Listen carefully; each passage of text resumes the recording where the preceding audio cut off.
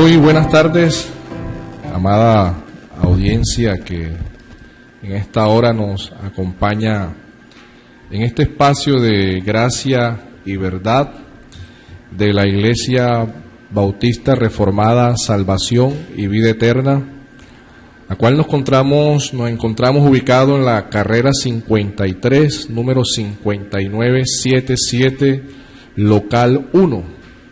Nuestro servicio los días domingo a las 9:30 de la mañana.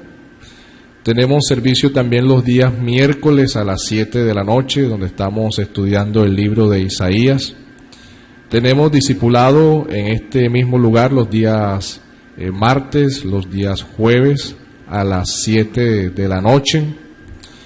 Le invitamos también a que nos visite por medio de nuestra página web, la cual es ibrsalvacionyvidaeterna.org. Ahí puede conocer más de la iglesia.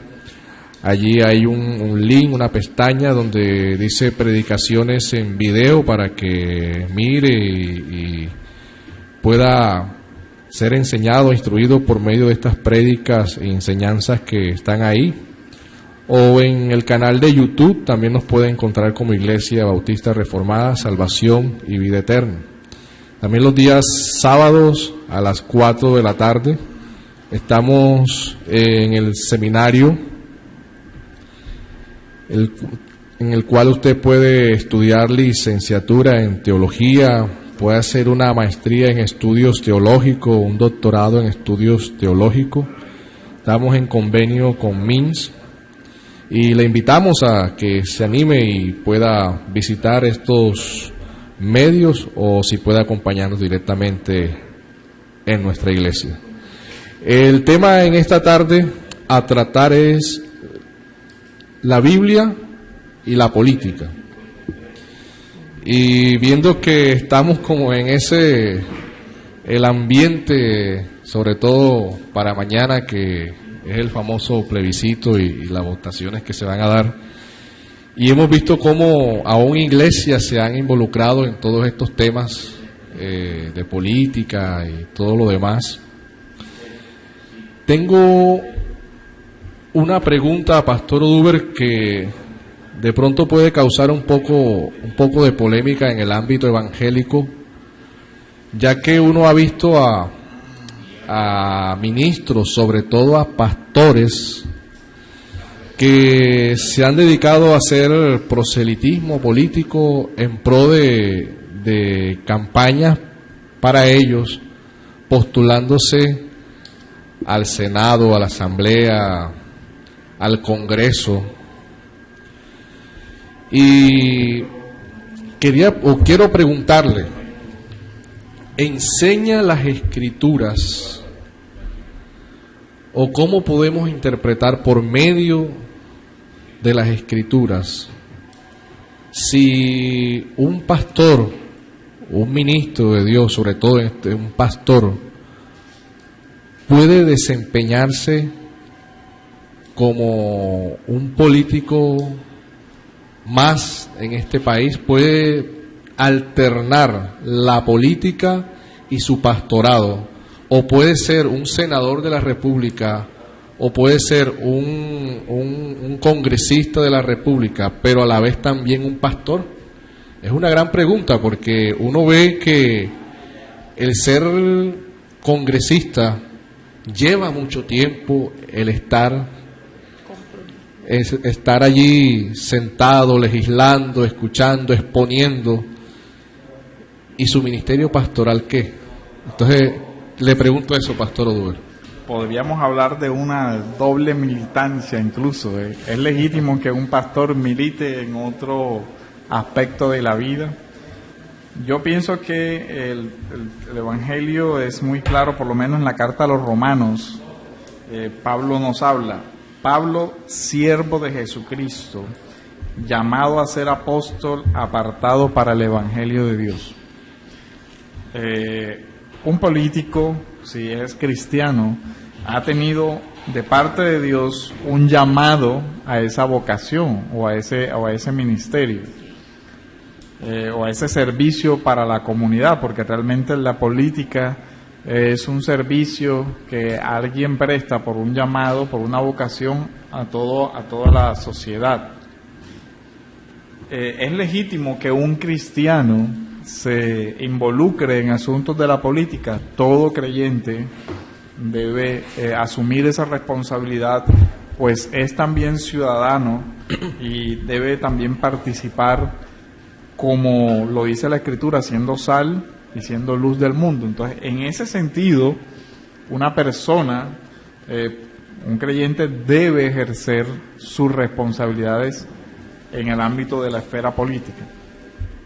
Pero cuando hablamos de un pastor, ya estaríamos hablando de si es posible una doble, hablando en un sentido político, una doble militancia, como si estuviéramos en dos partidos al mismo tiempo. Yo pienso que el Evangelio realmente excluye esa posibilidad para un ministro. ¿Por qué? Porque Pablo dice en esta carta a los Romanos, por poner solo un ejemplo, que Pablo lo dice mucho, Pablo, siervo de Jesucristo, llamado a ser apóstol, apartado para el Evangelio de Dios. Es decir, que Dios lo llama, ahí hay un llamado de Dios al ministerio, Dios es el que le da el don para el ministerio, Dios es el que le da los dones que se requieren, el anhelo y todo lo demás. Y después el mismo Pablo, en Romanos 11, capítulo 29, dice: porque irrevocables son los dones y el llamamiento de Dios.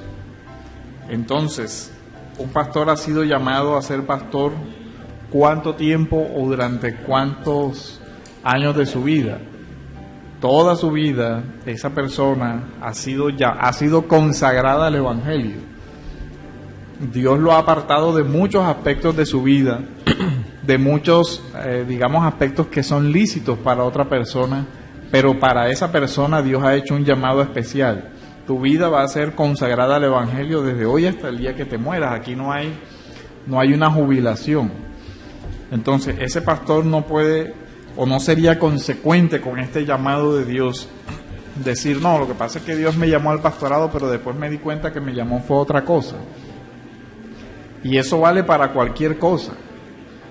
No, que Dios me llamó esto, pero después dejé esto y fue para lo otro.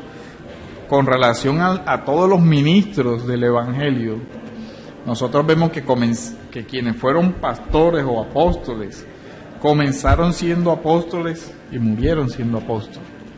Pablo nunca dijo de pronto en la mitad del desarrollo de su ministerio, bueno, sería bueno que yo me lanzara al Senado romano con toda la votación o con cualquier otra cosa que pudiera haber tenido. No, si uno ve, hubo hombres piadosos que participaron en gobiernos.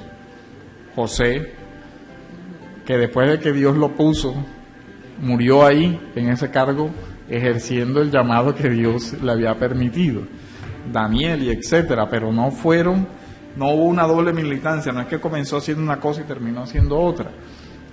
A Daniel Dios lo puso ahí hasta el tiempo que Daniel terminó el servicio que Dios había determinado para su vida. Y así fue igual con José y fue igual con los otros hombres de Dios que de alguna forma se vieron vinculados a la política. Pero con relación a un pastor, creo que si su llamado es a ser pastor, eso implica toda su vida dedicado a ese ministerio. Ahora, que pueda ser pastor y participar ya es otra cosa diferente, obviamente. Él siendo pastor podrá votar prudentemente, opinará cuando deba hacerlo, pero no excediendo tampoco la esfera de lo que le corresponde, es decir, no yendo a utilizar el púlpito para algo que no sea la predicación del Evangelio, porque hay un peligro muy latente en la mayoría de nuestras iglesias, y es esa confusión de esferas y donde se confunde a veces el reino de Dios con otro tipo de ideologías políticas, y eso lo que está haciendo es vincular a la iglesia en una cantidad de movimientos que nada tienen que ver con el Evangelio. O sea, Pastor Duber, que un cristiano común y corriente que no ha sido llamado a ejercer un ministerio puede aspirar a un cargo público. Claro, si Dios le ha dado el llamado a eso, a servir a su comunidad, a servir a su pueblo, a servir a su país, en cualquier situación, y si tiene las capacidades, si tiene la formación para hacerlo, debería escuchar ese llamado de Dios y participar activamente, sea poniendo su nombre a disposición para ser elegido para alguna función. Pero si no vemos en la Escritura que un pastor pueda dejar su vocación, su llamado exclusivo a la predicación de la palabra de Dios, correcto, y descuidar a su pueblo, al pueblo que Dios le ha encomendado para dedicarse a otra cosa. Claro, porque es que hay muchas personas que, lo que usted ha citado ahorita, por decir, no, José y Daniel fueron hombres de política. Y uno puede decir, bueno, sí, José y Daniel fueron hombres de política, pero uno a ellos no los ve como apacentando un pueblo o una grey o ejerciendo un ministerio pastoral. Uno Claro. los ve en un trabajo totalmente independiente. Claro. Ahora, lógicamente, vivieron ese servicio de acuerdo a los mandatos de Dios, de acuerdo a la voluntad de Dios, y ejercieron los cargos que tuvieron con el temor a Dios enfrente y para la gloria de Dios. Sí, y eso puede hacerlo cualquier hermano al que Dios le dé ese llamado, en eso estamos completamente de acuerdo. Pero si Dios lo ha llamado al ministerio, usted debe permanecer en ese llamado hasta el final de los días, porque ese fue su llamado. Claro, es que es algo tan cierto, Pastor Oduber, lo que usted está diciendo, que uno lo ve reflejado en el mismo Moisés. O sea, Moisés fue educado en toda ciencia egipcia. Inclusive, él como hijo de la hija del faraón, que era un título, él tenía el derecho también de poder aspirar y llegar a un cargo político dentro de Egipto, inclusive a llegar a ser hasta emperador o faraón o... Sí, podía haber tenido aspiraciones a eso, pero, y es más, por medio de eso podía haberle dado un estatus mucho mejor al pueblo de Dios en ese lugar. Pero como Dios irrumpe y rompe esa historia, no es por ahí, ven y apacienta a mi pueblo de este lado. Entonces uno ve la diferencia con eso, pero vendría una pregunta, Pastor Uber, y es el peligro de confundir las ideologías políticas con el reino de Dios. Sí, yo quiero leer el texto que está en Juan, capítulo 18, de los versículos, desde el versículo 33 al 40. Y a partir de este texto podemos ir resolviendo esa pregunta. El texto dice: entonces les dijo Pilato, estoy leyendo desde el 31, tomadle vosotros y juzgadle según vuestra ley. Y los judíos le dijeron: a nosotros no nos está permitido dar muerte a nadie. Eso se refiere a cuando Jesús fue llevado ante Pilato, para que se cumpliese la palabra que Jesús había dicho, dando a entender de qué muerte iba a morir. Entonces Pilato volvió a entrar en el pretorio y llamó a Jesús y le dijo: ¿eres tú el rey de los judíos? Mire la pregunta: ¿eres tú el rey de los judíos? Pilato estaba preguntando en términos humanos. ¿Eres tú acaso un político que está aspirando a alguna cosa? ¿Eres tú el descendiente de David que viene a traer un reino temporal? En pocas palabras, Pilato estaba más bien preguntando: ¿eres tú el rey de los judíos, el que ellos esperan que los va a liberar de los romanos, el que va a hacer que ya ellos no paguen más impuestos al César? ¿O eres algún sedicioso y alborotador como los otros que se han levantado? Pero el Señor, miren la actitud. Jesús le respondió: ¿dices tú esto por ti mismo o te lo han dicho otros de mí? El Señor sabe que sin duda su idea la idea de este político sobre el reino de Dios, sobre lo que significa ser rey, no estaba en la misma línea de lo que el Señor había enseñado de lo que significa ser rey. Entonces él viene y le dice, Pilato le respondió, ¿soy yo acaso judío? ¿Acaso me interesan esos asuntos religiosos de ustedes? Era como si estuviera diciendo eso. Tu nación, fíjese que aquí el término nación es político, y los principales sacerdotes te han entregado a mí. ¿Qué has hecho? Respondiendo Jesús, dijo, mi reino no es de este mundo. Si mi reino fuera de este mundo, mis servidores pelearían para que yo no fuera entregado a los judíos, pero mi reino no es de aquí.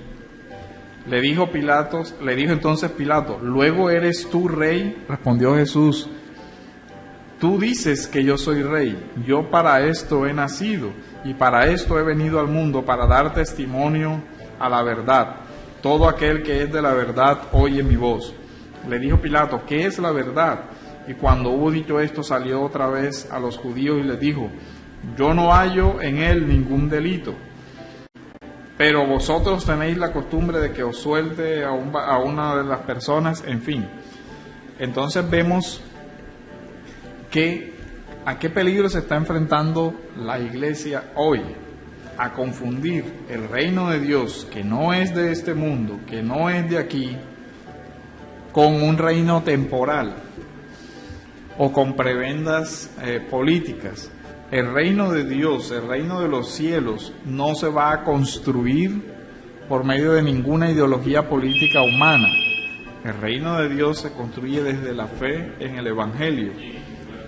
Entonces es importante ver que aunque el Evangelio irrumpió y afecta poderosamente la sociedad en la que nosotros vivimos, nosotros tenemos que tener claro como creyentes que el reino de Dios se instaurará en esta tierra con la segunda venida del Señor, porque su reino no pertenece a este mundo.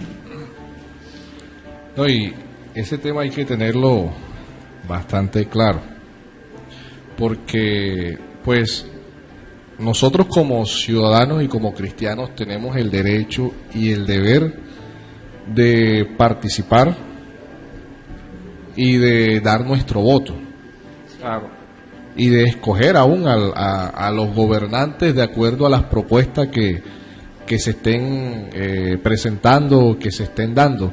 Y considero que uno debe de filtrar todas esas propuestas o esas campañas de acuerdo a la luz del Evangelio. A la luz del Evangelio. Claro, es que hay algo que debe estar claro.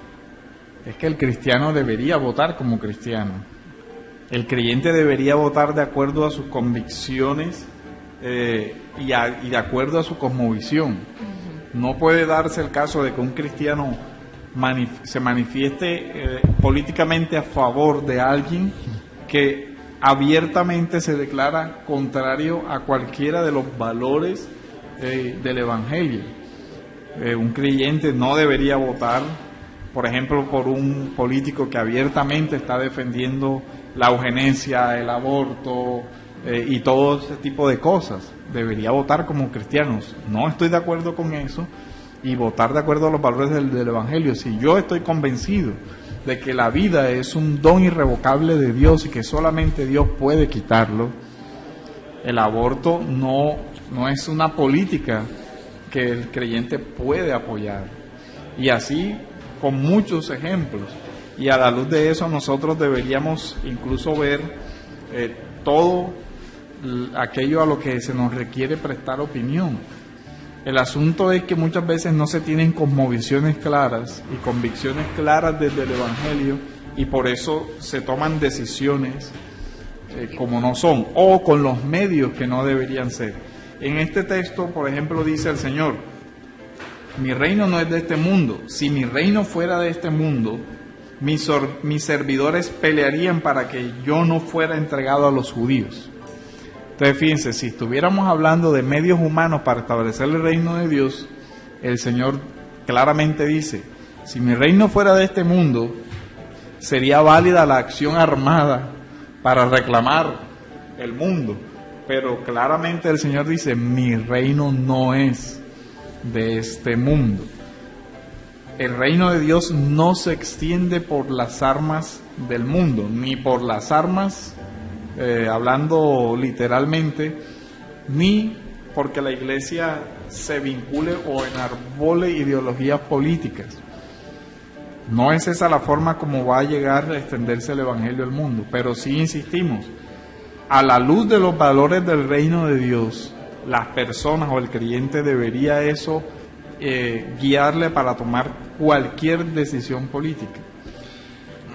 Ahora, pastor, con el tema de la Biblia y la política, la Biblia nos da ordenanzas o mandamientos que nos llevan a restringir el mal. O sea, cuando Dios dice no matarás, está frenando esa manifestación de maldad de no matar al prójimo. Y la autoridad del Estado tiene como fin restringir también el mal. Pero ¿cómo interpretamos nosotros ese divorcio que hay actualmente entre la política y la Biblia, cuando vemos que hay mandatarios que están apoyando el mal? ¿Por qué? Porque el aborto es un asesinato. Claro, entonces ahí es donde el creyente debe tener discernimiento para poder manifestar su opinión de forma crítica y tomar decisiones de forma crítica.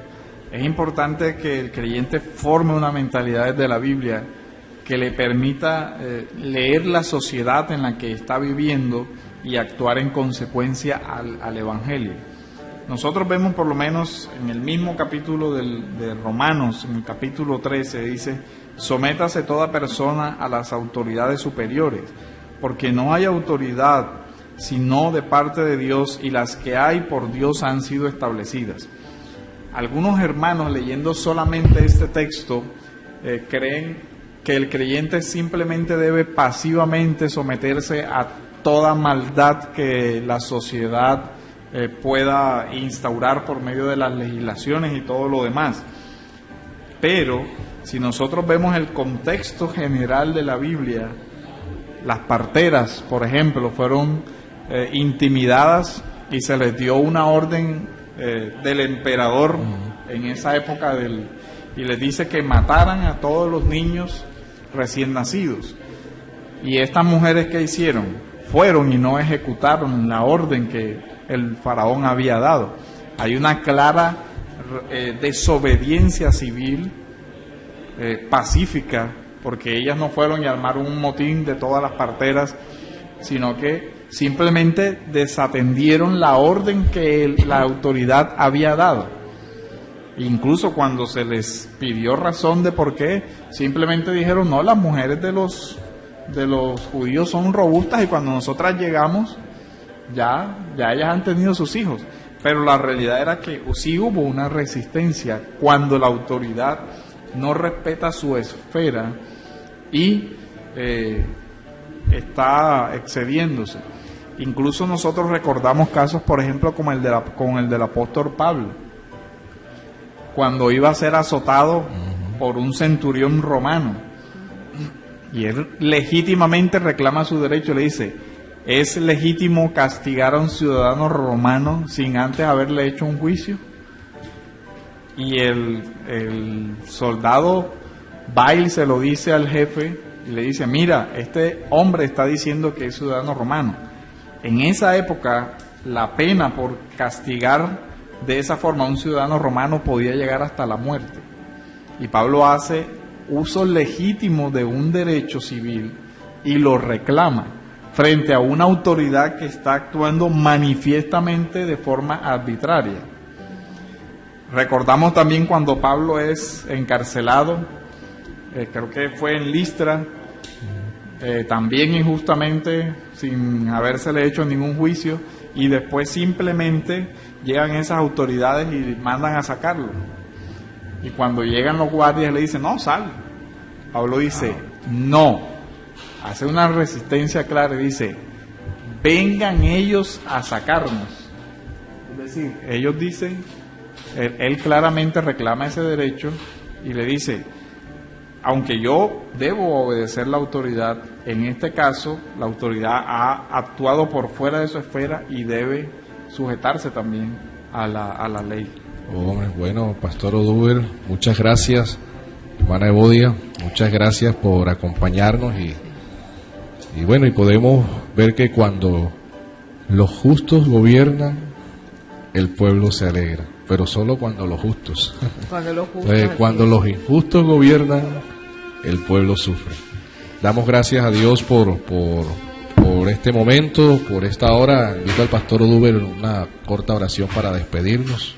Bueno, bendito Dios, te damos gracias, Señor, por este tiempo, por tu bondad, por tu misericordia, en el nombre de Jesús. Amén. Amén. Hasta otra próxima oportunidad.